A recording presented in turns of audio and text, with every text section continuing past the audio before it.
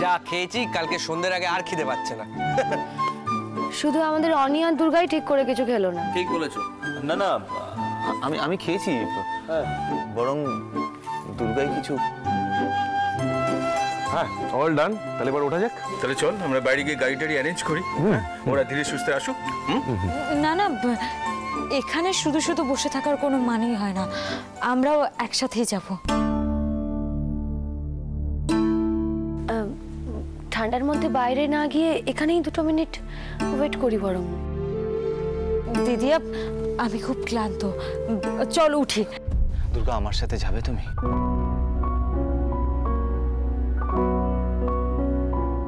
না না, আমি তোমাকে ফিরে যেতে বলছি না, শুধু একটা রাত আমায় দিতে পারবে না দুর্গা?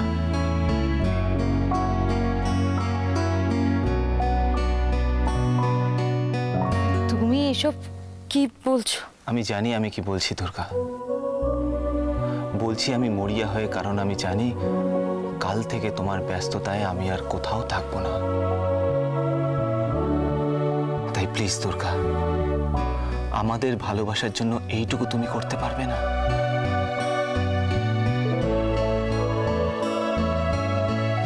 দুর্গা, আসার আগে তুমি কিন্তু নিজের মুখে বলেছো তোমার মনের কথা।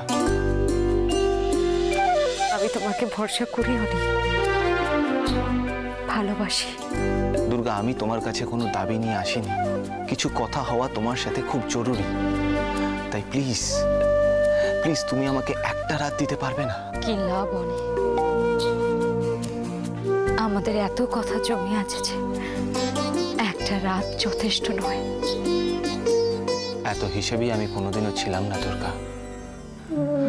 আমি শুধু জানি আমি তোমাকে ভালোবাসি, আর আমার জীবনের সবথেকে বড় পাওয়া তুমি। তাই আমি তোমার চলার পথের সাথী হতে চাই, সঙ্গী হতে চাই তোমার।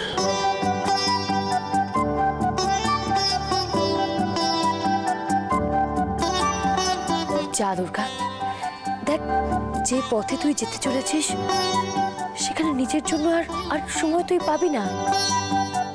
অন্তত একটা রাত মনে রেখে দেওয়ার মতো থাক। আমাদেরও মনে হয় তোমার অনির্বাণের সাথে যাওয়া উচিত। বলছিলাম যে আপনারা যদি কাইন্ডলি আমাকে একটু বাড়ি অবধি ড্রপ করে দেন। 2 হেলমেট আর 3 জনের তো ঠিক হবে না একটা বাইকে। বুঝেছি, চলো, তোমাকে আর কাবাব মে হাড্ডি হতে হবে না। হ্যাঁ, চলো এক্স্যাক্টলি। হ্যাঁ, ওঠা যাক, চলো।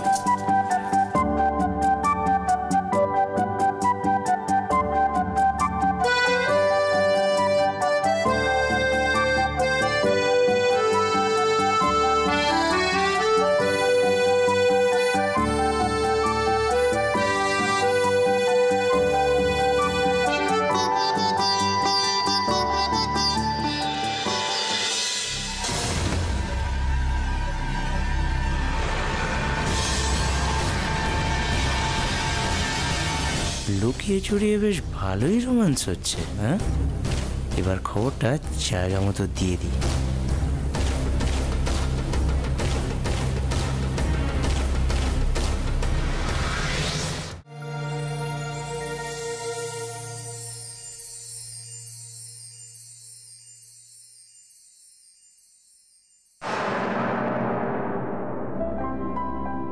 Be careful doctor Anjan. কেন? এবার কিন্তু আপনাকে নিয়ে আমার টেনশন হচ্ছে। অন্যকে সুস্থ করতে গিয়ে আপনি না অসুস্থ হয়ে পড়েন। তুমি না মামা, যা মুখে এলো তাই বলে দিলে। আমি কিন্তু মজা করছি না, সিরিয়াসলি বলছি কথাটা। হ্যাঁ ঠিক আছে, কিন্তু সব রিলেশনশিপের শেষ তো এইভাবে।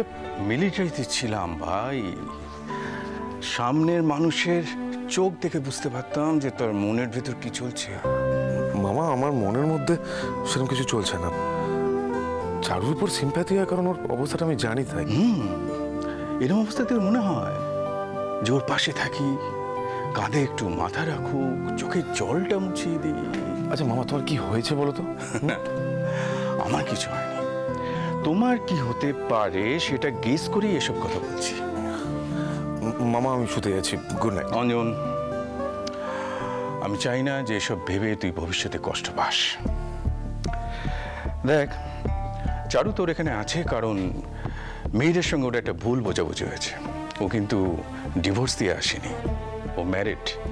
ওকে কিন্তু একদিন ওর হাজবেন্ডের হাতেই তোকে তুলে দিতে হবে। ও যদি ওর হাজবেন্ডের কাছে না যায় তাহলে? না মানে ও যদি যেতে না চায় সেই জন্যই বলছিলাম। ওখানে গেলে তো প্রবলেম বাড়তে পারে, দুজনের মধ্যে ডিভোর্স হতে পারে, তাই না? হ্যাঁ, হতেই পারে, আরো খারাপ কিছু হতে পারে, কিন্তু তাতে তোর কি?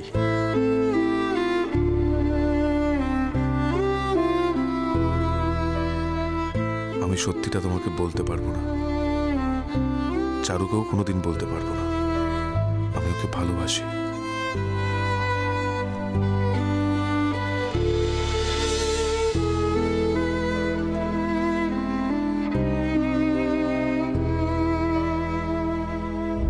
কেন হয়তো ভাবছি আমি ওর কথা, যে এভাবে ভুল বুঝতে পারে।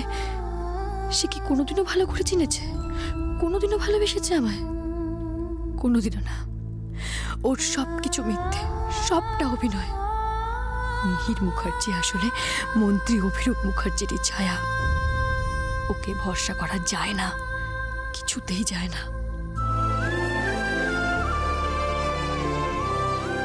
কিন্তু কেন বারবার ওর কথাই মনে পড়ে? কেন?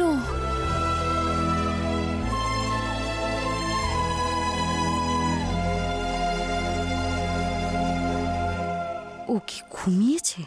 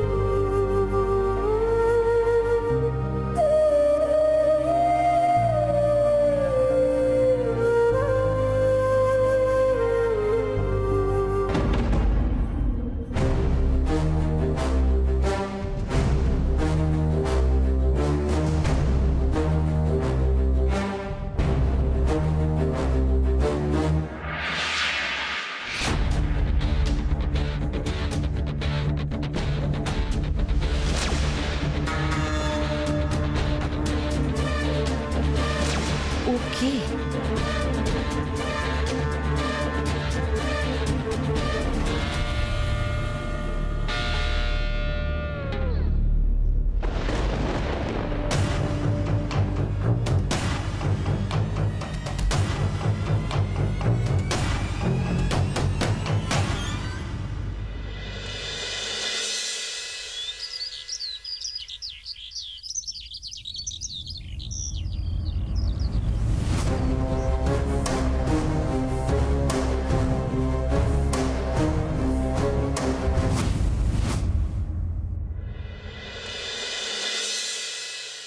ম্যাম, ওই দেখুন।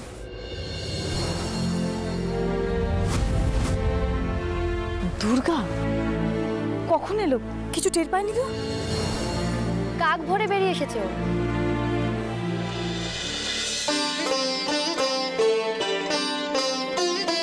আমাকে বললো সব গুছিয়ে নিয়ে চলে আসতে। মানে তোমরা? দুর্গার ইচ্ছা ও এখন এখানে থাকবে, আর ওর ইচ্ছা মানে তো জানে, ও আর কারুর কথা শুনবে না। এখানে থাকাটা কোনো সমস্যা নয়, কিন্তু নিজেদের বাড়ি থেকে বেরিয়ে এসে ওই সুখ আমাদের জন্য নয়।